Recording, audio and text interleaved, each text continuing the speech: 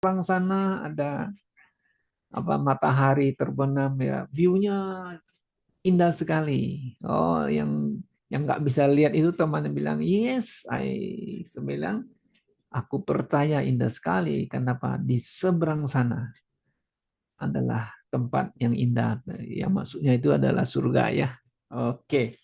Baik, selamat malam saudara-saudara yang saya kasih dalam Tuhan Yesus. Ya, puji Tuhan kita boleh kembali bersama-sama bersekutu dan belajar firman Tuhan pada malam hari ini. Sebelumnya mari kita berdoa terlebih dahulu. Segala puji, syukur, hormat kami naikkan kepadamu, Bapa kami yang di surga. Bapa yang maha mulia, Bapa yang maha pengasih, yang panjang sabar, yang mengasihi kami melalui Yesus Kristus. Pada malam hari ini, kami mengucap syukur atas pimpinanmu buat kami semuanya. Kami boleh bersama-sama kembali bersekutu melalui online ini Tuhan. Biarlah persekutuan kami dan doa kami boleh berkenan kepadamu. Kami mohon pimpinanmu waktu kami membahas firman-Mu, kiranya Roh Kudus pimpin kami dalam kebenaran dan memuliakan nama-Mu. Dalam nama Yesus kami berdoa. Amin. Baik, malam ini kita akan membahas pasal yang kedua dari surat Korintus yang kedua. Nah, saudara, di dalam pasal yang kedua ini, ya, di mana Paulus ingin menjelaskan kembali maksud dan kedatangannya atau mengunjungi gereja Korintus kembali. Ya, ini dia ada menulis surat mengatakan kepada mereka ya bahwa kedatangannya ini janganlah menjadi kesedihan kepada jemaatnya ya. Jangan membuat mereka bersedih. Tentu melainkan Allah supaya dia datang kepada mereka bukan bersedih tapi melainkan harus bersukacita ya. Kenapa dia ngomong begitu ya saudara-saudara? Memang di surat yang pertama kalau kita masih ingat yang kita telah pelajari surat yang pertama itu jemaat yang banyak mengalami problema di mana Rasul Paulus menegur dosa mereka ya karena terjadi banyak kekacauan. Nah, di dalam surat yang kedua Korintus ini justru dia datang ingin menegur ya, bukan untuk membuat mereka bersedih, kecewa gitu, tapi justru adalah untuk supaya mereka boleh bertobat kepada Tuhan lagi. Tentu ada hal-hal yang tertentu yang mereka mungkin Paulus tahu ya, yang mereka membuat sesuatu yang tidak memuliakan Tuhan. Oke. Nah, kalau saudara perhatikan di dalam 2 Korintus ya, mari kita lihat di 2 Korintus yang pasal yang kedua ini ya. Mari kita lihat ya di pasal yang kedua ya. Oke. Nah, dia mengatakan kepada mereka ya di dalam ayat yang mari kita lihat ayat 5 ya, Saudara. Tapi jika ada orang yang menyebabkan kesedihan, maka bukan hatiku yang disedihkan, melainkan hati kamu sekalian, atau sekurang-kurangnya supaya jangan aku melebih-lebihkan hati beberapa orang di antara kamu. Nah, di sini jelas ya mengatakan, nah, dia ada sebagian yang agak sedih kalau Paulus mengunjungi mereka ya. Ya, justru bukan harus sedih tapi harus bersuka cita. Nah, Paulus juga tidak mau bersedih tapi harus bersuka cita, senang ya.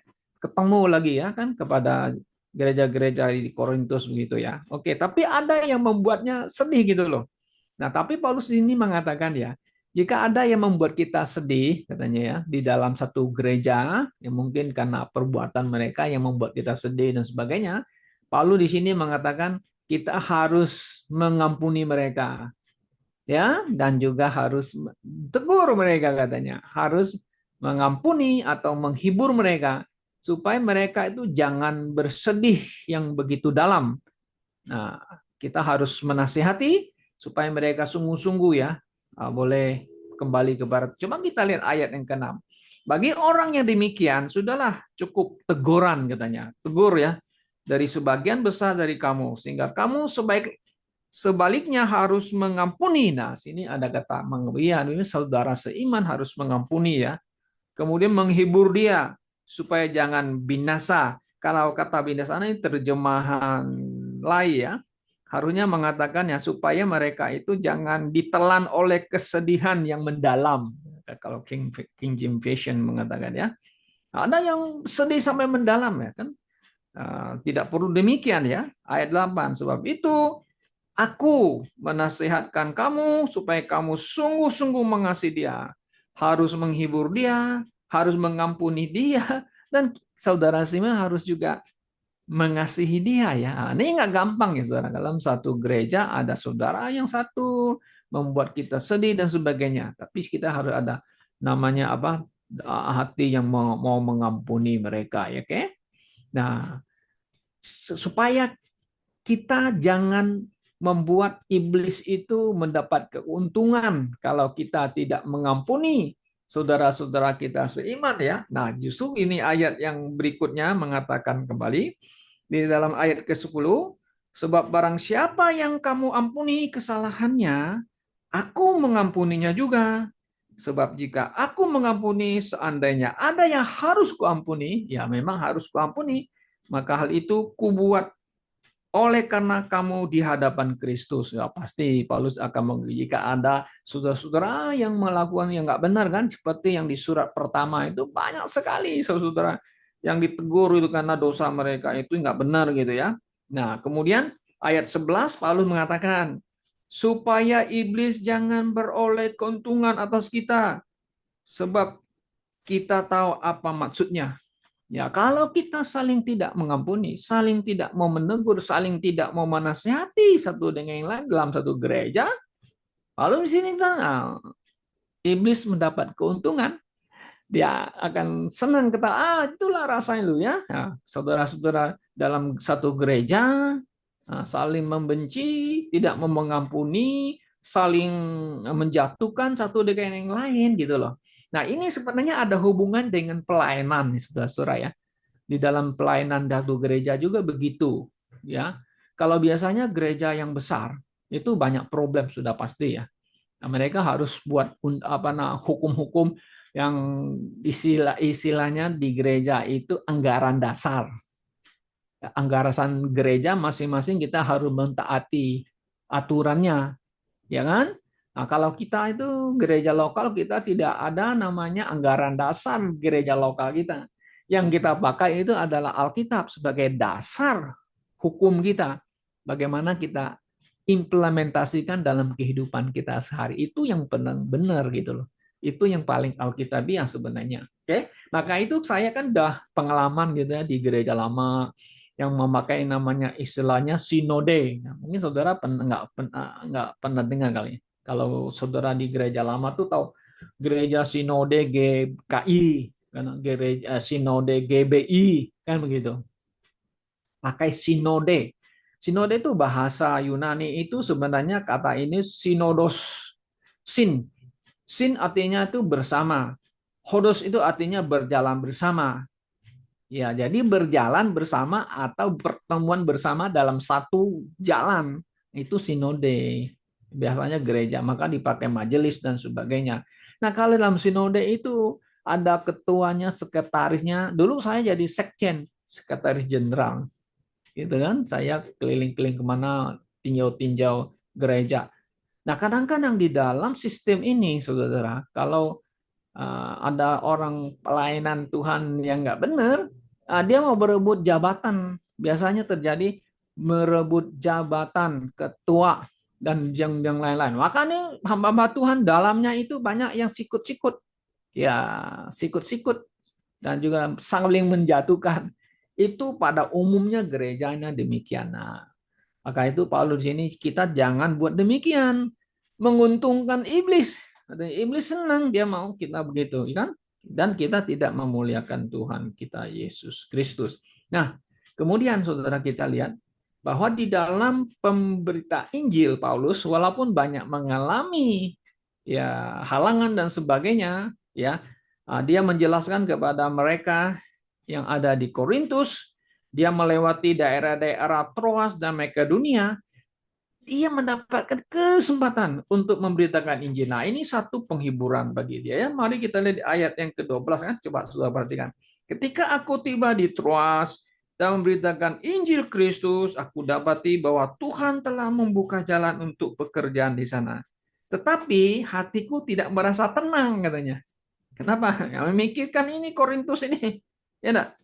Apa itu? Karena tidak menjumpai saudara Titus, juga tidak mendapatkan jumlah Titus.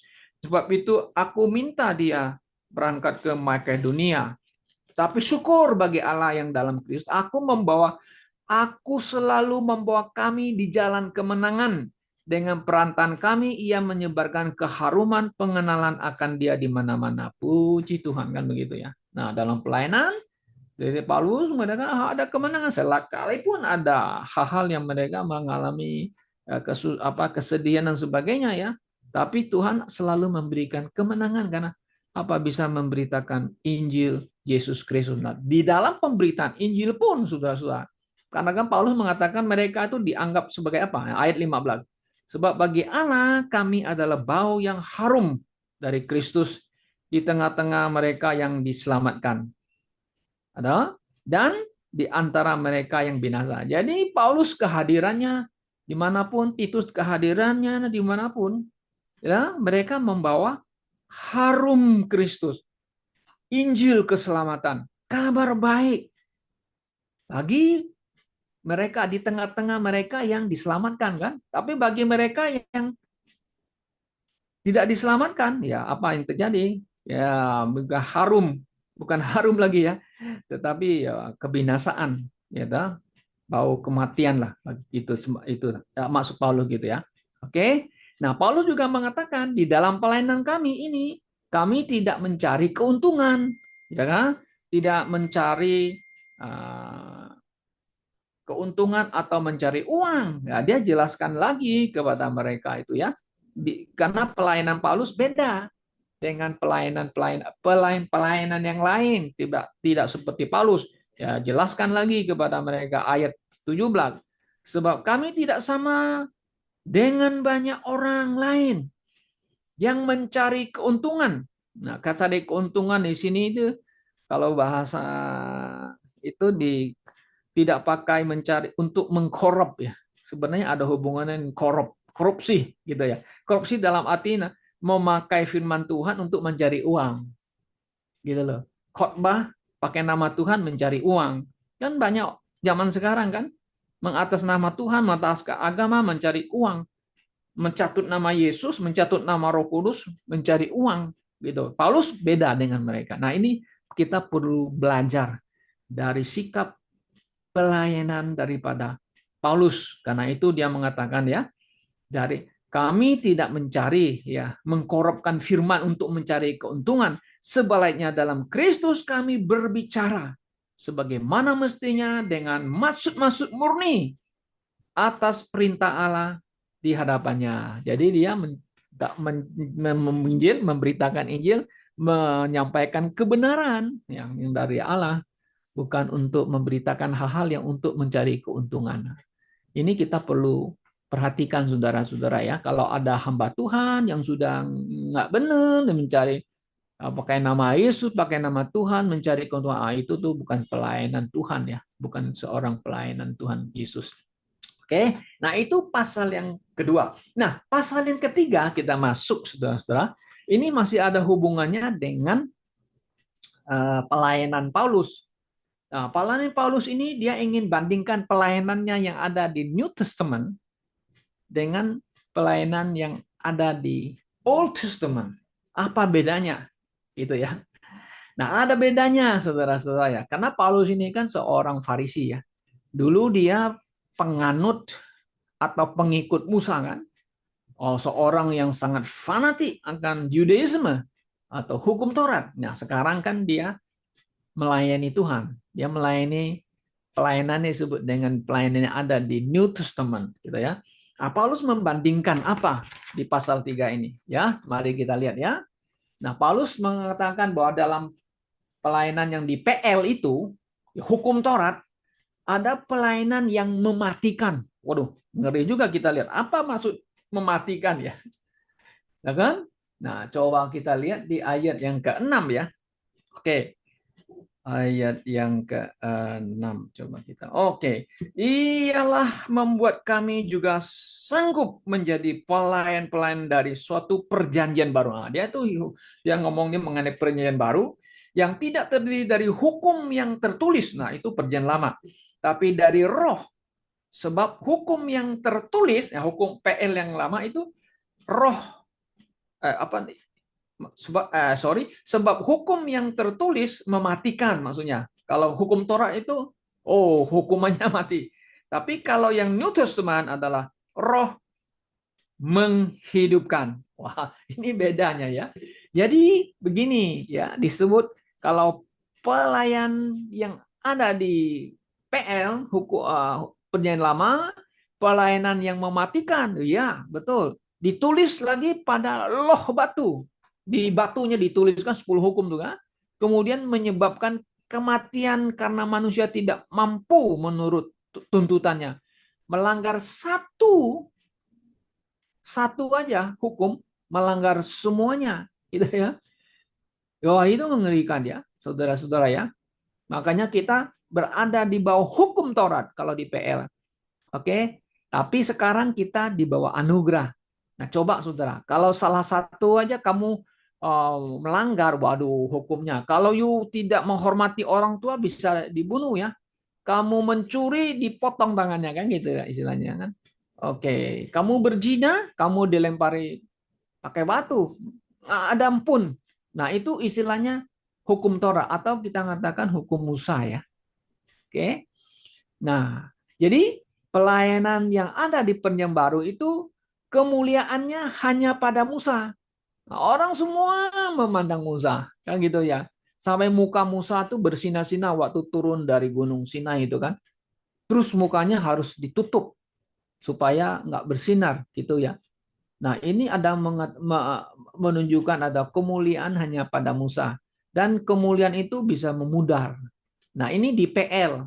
Nah, sekarang Paulus mengatakan yang pelayanan yang ada di New Testament, PB, disebut pelayan roh.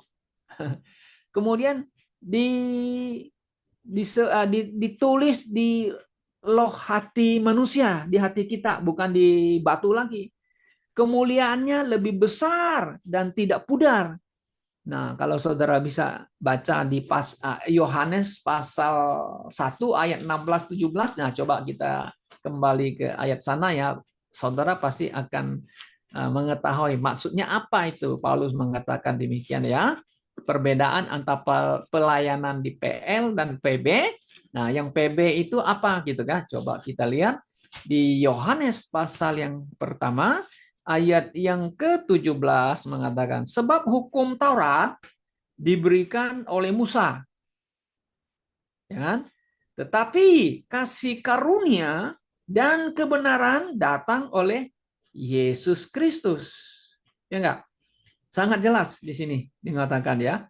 Nah, kalau saudara baca ayat 16 tuh ya, oke. Karena dari kepenuhannya kita semua telah menerima kasih karunia demi kasih karunia, grace for grace kan gitu ya, grace upon grace. Sebab hukum Taurat diberikan oleh Musa, betul. You taat hukum Musa, you tidak taat, wah you mati maksudnya. Tapi karena kasih karunia dan kebenaran datang oleh Yesus Kristus, karena pelayanan roh, kita dihidupkan, kita diberi hidup, saudara. Nah, ini perbedaan yang dijelaskan oleh Paulus ya mengenai perbedaan antara pelayanan PL dan pelayanan dari PB. Nah, sekarang kita lihat saudara-saudara, yang pelayanan yang disebut oleh Paulus ini, oleh Musa ini sebenarnya adalah mengenai ilustrasi aja ya, di mana Paulus memakai Musa itu menutup wajahnya. Ya, ini menutup wajahnya sebenarnya adalah istilahnya itu ya, di sini dipakai namanya, Paulus mengatakan itu istilahnya ada satu tutup mata tuh sulit untuk melihat kebenaran yang datang dari Yesus Kristus. Ini adalah bagi orang Israel. Kalau orang Israel tuh membaca atau membaca perjanjian baru, itu mata mereka itu seperti ada yang sesuatu yang nutup, namanya selubung atau tabir, sehingga mereka tidak mengerti, tidak mengenal akan kebenaran yang disampaikan oleh Yesus Kristus. Nah, itu maksud Paulus mengatakan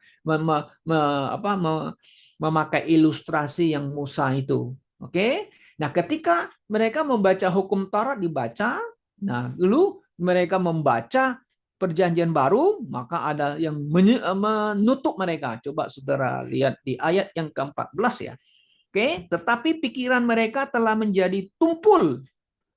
Sebab sampai pada hari ini selubung itu masih tetap menyelubungi mereka. Ini orang Yahudi, orang Israel. Jika mereka membaca perjanjian lama itu tanpa disingkapkan. Karena hanya Kristus saja yang dapat menyingkapkan. Ya kan?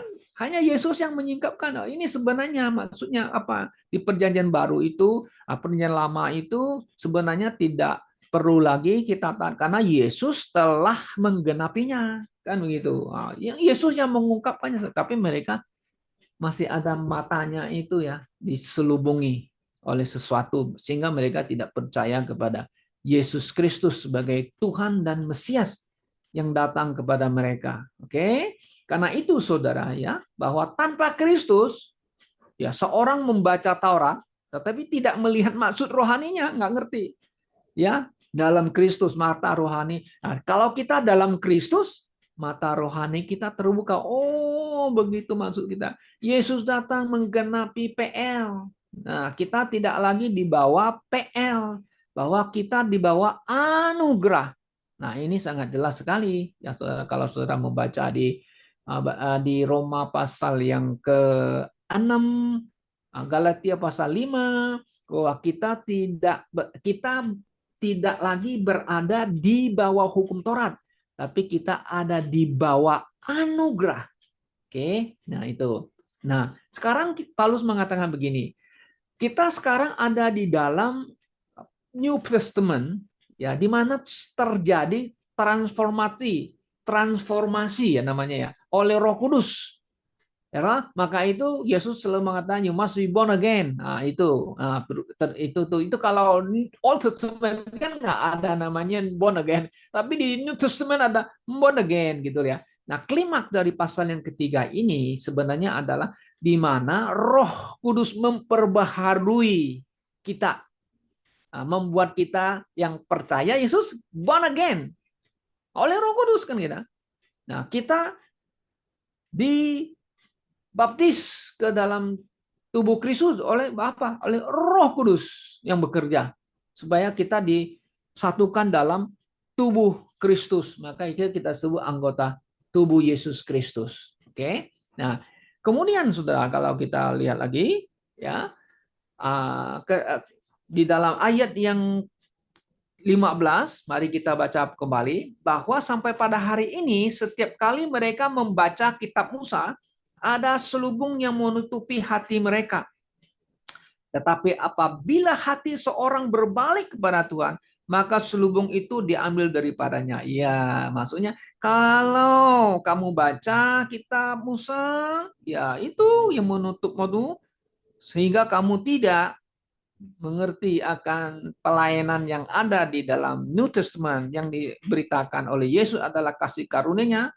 Nah, kalau kamu ya kan apabila hatimu berbalik hati berbalik kan artinya repent ya, bertobat ya atau percaya kepada Yesus, maka selubung itu diambil dari kamu ya supaya kita mengerti akan kebenaran yang ada di dalam New Testament.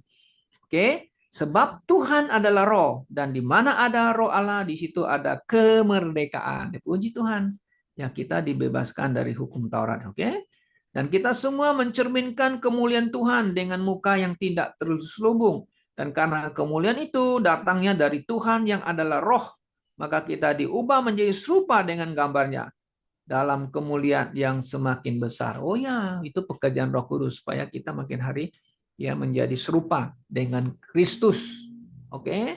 Ya, di mana kita mendapatkan kemuliaan yang Tuhan berikan kepada kita. Nah, kesimpulannya, oke, di pasal yang ketiga bahwa hukum Taurat tidak dapat memberikan hidup. Aduh. Tapi kalau di New Testament Kristus, melalui Kristus ya Roh memberikan hidup. Kan gitu ya, melalui Roh, ya kan? Nah, tanpa Kristus, seorang tetap tertutup oleh tabir dan tidak melihat kemuliaan Allah.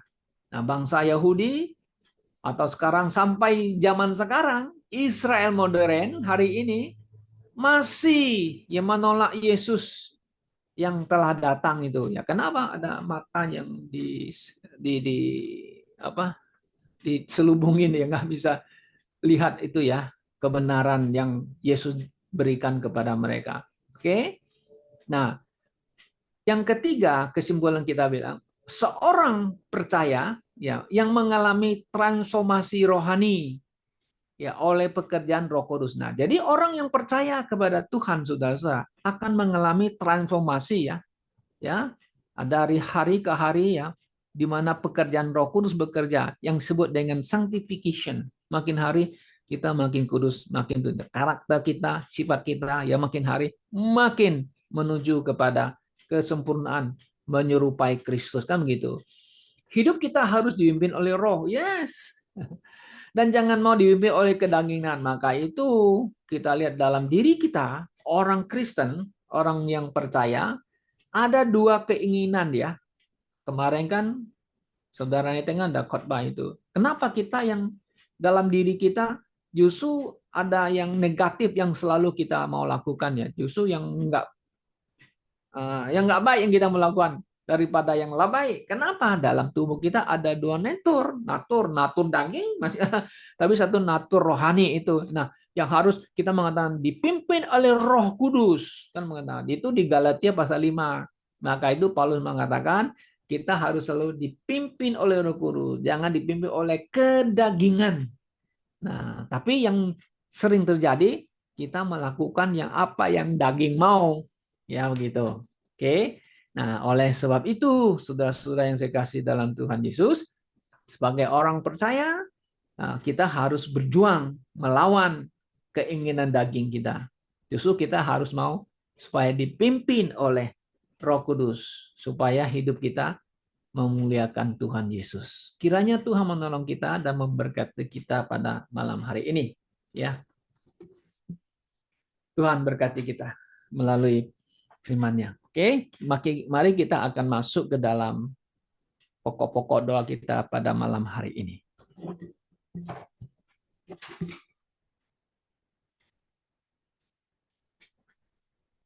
Boleh ditampilin